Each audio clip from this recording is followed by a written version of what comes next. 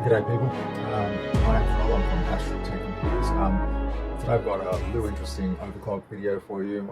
I just wanted to show you guys what's still capable with old motherboards per se, or older motherboards, and older chipsets or chips. And yeah, essentially it's just a matter of articulating myself well enough just to demonstrate what at the very least I've achieved. I may do a follow-up video or I may just post or link the actual settings per se in the BIOS regarding how to exactly achieve it. Purposely I won't do this in this video specifically, just in case people are tempted and idiotic enough to go ahead and just implement those settings, assuming that that scenario is going and those settings are going to work for them as well. So that's something which I prefer. Through the right approach, you take gradually as you increase the gigahertz per se, or the multiplier, or what it may be in regards to it, and discover for yourself through a stable process of essentially trial and error and then stability testing what works best for your current board per se and chip. So yeah, so what we've got here is an Intel Core i7. I've just got some notes here as well, surprisingly. We've got an Intel Core i7 CPU 950. So I believe it's from formerly codename Bloomfield. It's a legacy Intel Core processor. It was discontinued in, I believe, the quarter of 2009 or thereabouts, 45 nanometer, 2009, I beg your pardon. So that's at least the launch date, so second quarter. She's over 10 years old now, and I'm really impressed with what's been achieved with her. So yeah, she's definitely got legs on her, I'll say that much. Recommended customer price back in the day was $305, so she definitely wasn't cheap. In Australia that would have been around 450 or so, or maybe a little less.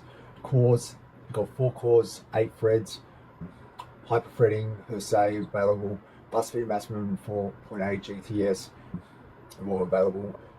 Processor base frequency here it says 3.06 gigahertz, although for some reason my one's at 3.07 gigahertz on the base, or our family one per se, because it's the board's been in the family along with the chip for bordering on 10 years now. Surprisingly, it was never overclocked, but yeah, at a maximum turbo frequency it can establish 3.33 gigahertz. And I'm just getting this information from ARC currently, so we generally know it's decent. It can handle 24 gigabytes of RAM, and the board per se can handle 24 gigabytes of RAM as well. Currently I've got 16 gigabytes of RAM installed. I did have 22 for DDR3 RAM per se. I don't currently have the availability to seat 24 gigabytes. I need one more 4 gigabyte module, ideally at the same time, to be able to seat the 24 in the 3 channels. So instead we've got them in 2 channels working in unison, and just got 16. On top of that, there's actually an issue for that, not without elaborating. We've got I've got a Be Quiet cooler on it, Dark Rock Pro 4 overkill perhaps, depending on what we've achieved. Definitely probably not. It was warranted and required and worth it. I did have it lying around because I replaced it with an AIO in my other PC per se, so I thought I'd utilize it for this sort of what has become a monumentous occasion. No, that's not monumentous, but I'm quite thrilled with the results, frankly. Yeah, so the reason why I can't see 22 at the moment, even if for some reason I thought that an extra 6 gigabyte of RAM, regardless of what mode it is in, may actually help make it a little bit more zippier, is because of that air intake. I believe I've actually, and this is sort of a little bit terrible of me, I believe I've actually screwed it on slightly a little bit too tight, which means when I move the case, just to put the PC back underneath the desk there, because this one's underneath the desk, that one's on top of the desk, there's just not enough room. I ended up slightly, say, warping the board because of the pressure that's associated with the air intake. It's very flush against it, and what that does, or what that's done a couple of times now, I've noticed, because I was trying to troubleshoot and I realized that this must be the case. I'm at that stage currently where it's unseating the last 2 DIMMs of RAM because I reseated them and they'd work again. And then when I move it per se, that's what was causing it, I believe. And that's the only variable per se. So I'm pretty sure that if I loosen that air intake ever so slightly on the backside, it's not going to be an issue anymore regarding the warped motherboard, which is utterly terrible of me too. But I've just identified this to probably be the case. So I'll have to verify it by fixing it and either seating that RAM or not. Now, if there's no performance difference, I might just keep it in the PC, but realistically, I'll probably keep just a 16 in dual mode because, yeah, essentially, I don't think the performance gain, if there is any, is negligible. Realistically, what we'll do is I'm going to struggle to see what you guys see per se, but what I'll do is I'll give you guys a look-see. So I thought I'd give you guys a look-see. You can see her here. So she's ticking away. She's got a Be Quiet Dark Rock Pro 4. She's got an MSI board / I forget the model. I'm a complete douche when it comes to certain numbers and stuff. And I don't know if I'm a genius in regards to applying certain things that just generate really great results generally. The motherboard per se, is it an X58 Pro? I believe it's an X58 Pro old motherboard. On the same hand, you can see the capture card there. Just doing a little bit of streaming in 480p. Yeah, bro. But also got a MSI 1050 Ti OC overclockable. So essentially, the only real problem with this PC that would help fix it per se quite instantaneously or give it a direct improvement that it deserves is what do you call it? Changing the hard drives to an SSD. Yeah, so naturally it's running 64-bit operating system, and that is Windows 10 Pro. So that's a great achievement just on the basic level for this PC to begin with. It's running it quite smoothly. If I get this, so it's not my first PC here, so ergonomically speaking, it's a little bit out of whack. But if I manage, so you can see just basically just, open up Chrome from the start. So 1, 2, 3. Okay, so it takes a bit. It's not instantaneous, but that's partially to do with the fact that if I had it running off an SSD, it'd be much crisper than these old HD 7200s or HDD 7200s. On the other hand, if we'd say do a Cinebench Run, I'm going to let you guys know what I'm going to clock that. So I was really thrilled because essentially we got from the base of 3.06 gigahertz base frequency, we've managed to, I'll tell you exactly, we've managed to get it to, it's currently running at 4.23 gigahertz. So it's over 1 gigahertz from the base clock. It's just shy of point, I believe 1. It's literally 0.1 shy of hitting the turbo frequency on the overclock. And I think there's a little room to play with. Stability wise, I'm going to have to tweak it slightly differently to inch out that 1.1 gigahertz. But just to completely, factualize the statement of it being a 1 gigahertz overclock / massive for the time of day and time when it came out over 10 years ago. It's with the 1050 Ti suggestively saying that what it could potentially do may be bottlenecked by the 1050 itself. Now the 1050 for the first time has been overclocked as well. I had that in an old PC per se back in the day, never overclocked and never had to.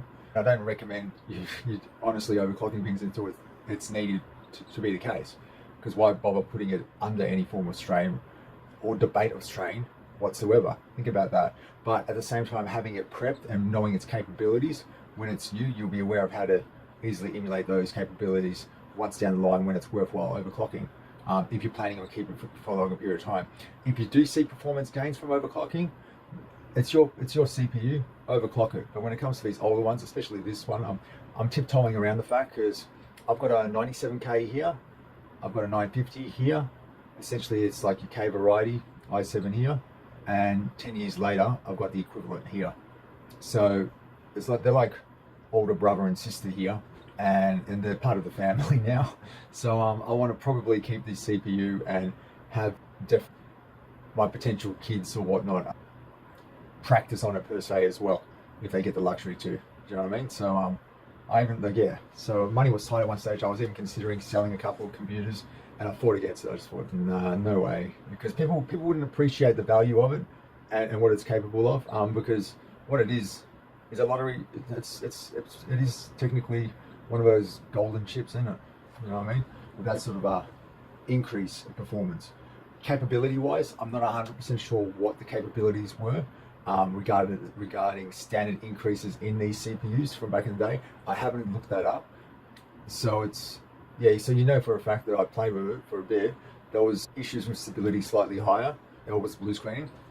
So I had to drop it to the 423, and I found that that was the most stable without tweaking it further to see if I could gain any slight more advantages from it, or juices per se.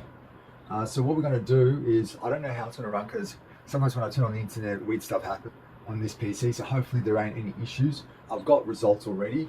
I'd just like to emulate them live per se, so that we can get, you know, so there can be a stable understanding of what's going on with it. But depending on what's running and the background processes and whatnot, which obviously I recommend shutting down per se, we should have the luxury of emulating these cores. So what we have here, I've got a set amount of scores here. At 4.23, I've got in a 629, 623, 622, 617, and a 614. So these were for differing reasons. These are actually all me here, and that's me actually working it. So as you can see, from 3.95 and further down. So like I said, stably per se, I started at 3.08, 3.24, 3.47. I bumped it there a considerable amount. I just wanted to see if it's going to hold stability or not. But there's a chance that I also just didn't save that step in between, up until the point of literally taking it to 4.23, as you can see right there. And yeah, it's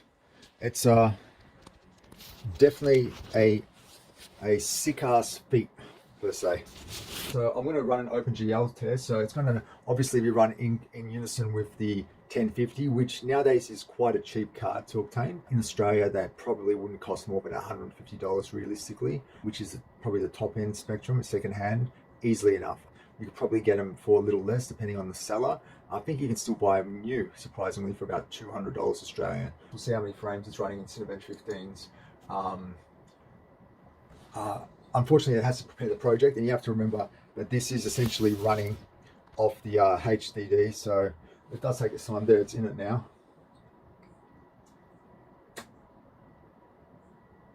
I don't know if there's audio with this, because I can't hear any audio. There's generally audio with this, isn't there? Maybe the speakers are off. I actually can't remember. So we've got a reference match, 99.6%. I rarely use Cinebench R15. I use Cinebench R20 now, at the least, depending on what I'm overclocking and whatnot, just to get an initial test, an initial stability test. See if it's not going to bother doing that, then there's no use persisting further with it. True that. And we literally got our highest score. So thank God she's working. She's working well. So we got 89.8 frames per second in our test there. So that is unbelievable. I'm curious as to what sort of because this is Cinebench R15, so it is quite outdated, and it is designed for, essentially your Quadro K400M, 2.79 gigahertz, 4 cores, 8 threaded processor. You know what I mean? Your 6 core, 12 threaded, 3.3 gigahertz.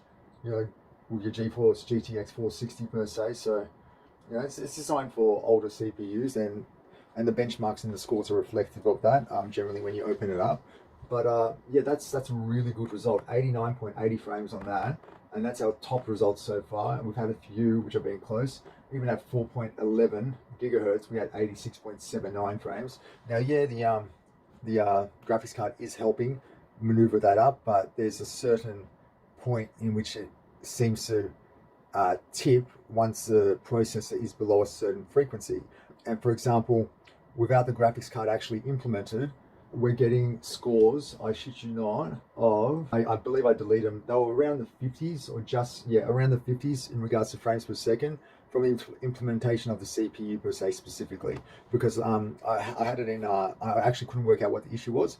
I had it in low power mode, or just to save some sense. I had both at the time because I was idling them both for periods of the time of the day when I was working on some other things and just going back to them. And because of that, I just felt a bit guilty just running the power at 100% per se. So I had them in low percent, and then I ran a test here, and I couldn't work out what it was, but I wasn't implementing the graphics card because of the power saving scheme, because essentially it could run the program per se regardless.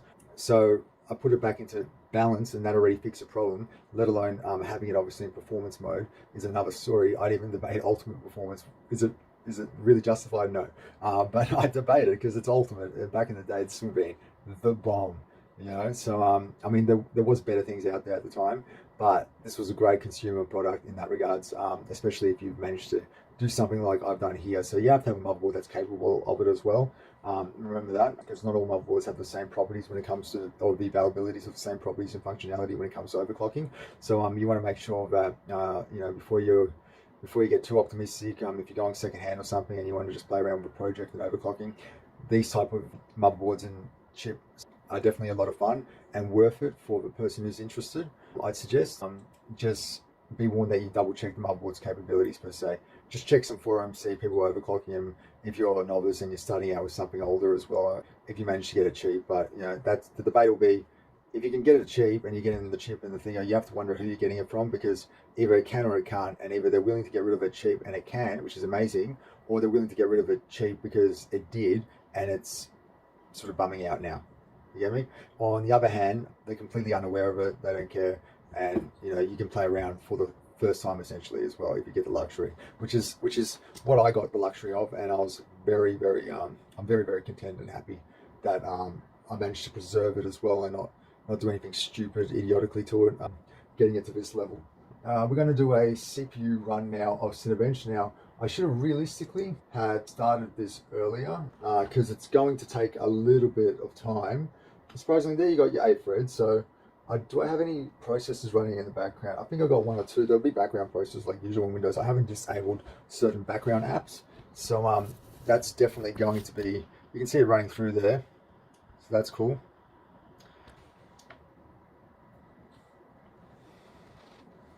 We'll just open it up.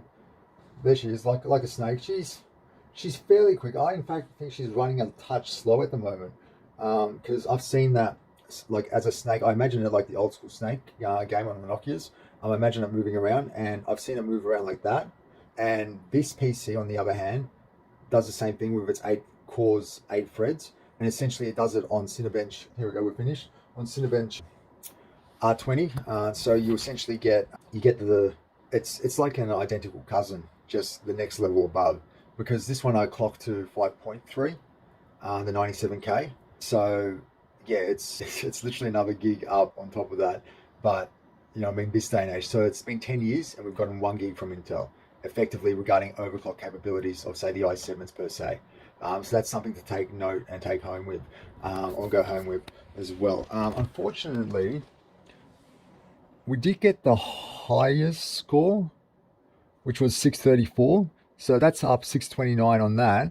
So that's the 4.23. So it's not unfortunate. I'm really happy. I actually thought we got below it, but I'm still trailing by about 30 on this i7 3770 CPU at 3.4 gigahertz. Now, it's not at 4 cores, 8 threads. It's not to say that 3.4 ain't potentially overclocked or something, because those figures I don't believe would be that accurate. But I'm still behind, you know, about 30 points or 28 points.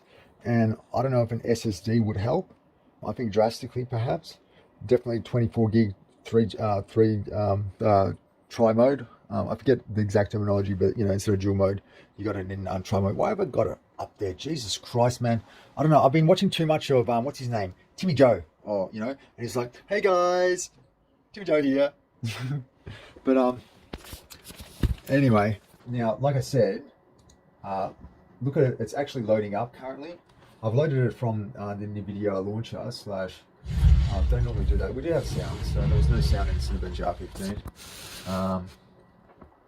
But yeah, I'm sort of fumbling for my words because I just wanted to upload something to show you guys I'm not gone completely. And I'm just enjoying the process, and I'm just trying to get myself as efficient as possible regarding uploads as well and whatnot.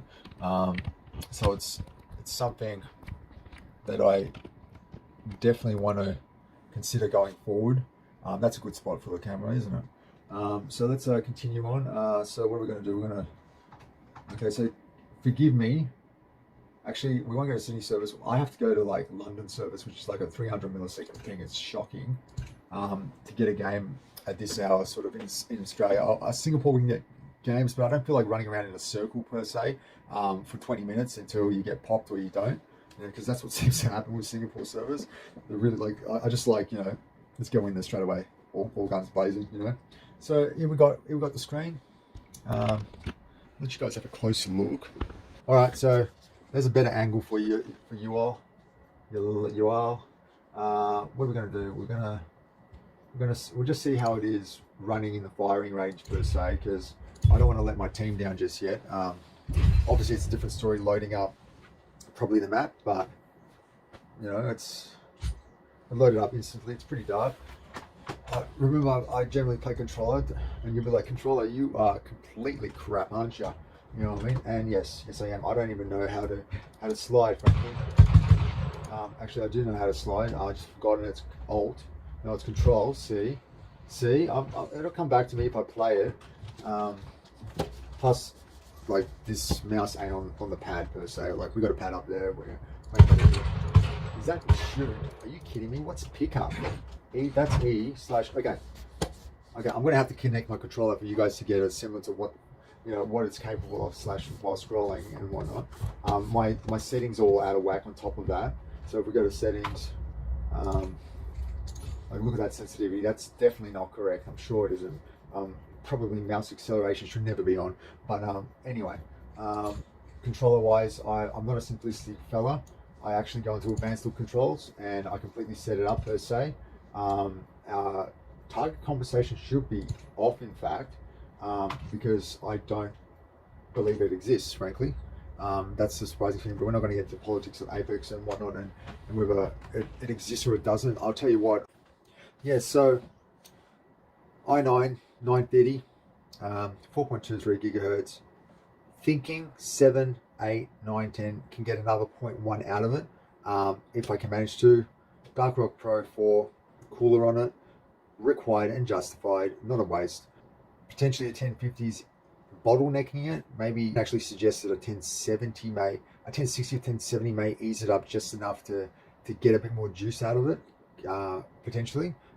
Because the CPU, as said, is probably high enough to handle most mainstream titles today. I don't know how Threadripper's base clocks are coming out at 4.3, you know what I mean? And they can supposedly handle games, they're comparative to the Intels and whatnot and each other, but they can. So, and that's at 4.3 / then 4.5.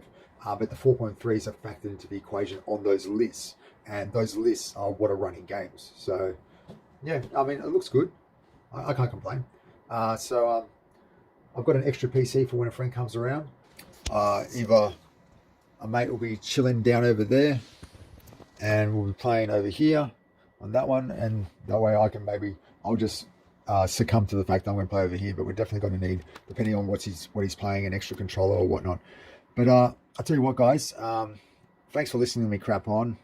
If you guys are interested in knowing the specs for the 950 and the X58 Pro, perhaps send me an email to AstralTek Computers, and I'll happily send out maybe a screenshot of the CPU per se aspect of what's needed to get done and what's needed to get tweaked. I think I had the RAM at only 1098 megahertz or something. I downclocked the RAM to get a certain set multiplier to increase per se, and I had that up. I had an offset of 0.2 positive on the vehicle, which was 1.3 something. Now, something to look out for regarding these CPUs is, just as a warning before I leave you, I believe 70 degrees or something like that is TJ Maxx. you know, and that's at the heat dispenser per se. So obviously it'll be internally a little hotter than that, but it's something to look at. But you're not looking at 100 degrees. You're looking at, let's have a look right now per se. Last thing we do, just to verify so that I save you guys the hassle of looking it up. I'm on the ARC website for it now, so we'll scroll down. 25.6 memory bandwidth. So it's a 1366 motherboard. I forgot to mention that. Software motherboard. TK, so TK is just to verify what the fuck. Case temperature is the maximum temperature allowed at the processor integrated heat spreader, so the IHS. And it's suggestive of 67.9 Celsius. So the type of heats I'm actually obtaining under load are around 89 or thereabouts, 58 I think, 57. There's about 10 degrees to play with, and that's at the safety of where I sit at. That's why partially why I stopped it, because there's the potential to go over and be in that danger range, and you have to understand that that is the danger range. That's suggestive. You may be able to get a little bit higher, and you may be able to run it on that and be fine, but it's essentially the suggestive of that, like the 100 on our CPUs today. So be vigilant, people. Take care of these older dinosaurs, I'd say now. You know, these legacy chips, especially if you've got something special or you're trying to find out whether you do. Don't just go hell for leather into it. You saw how I incrementally took steps to increase that frequency level. And if you've got the same one and the same motherboard, then I'll happily send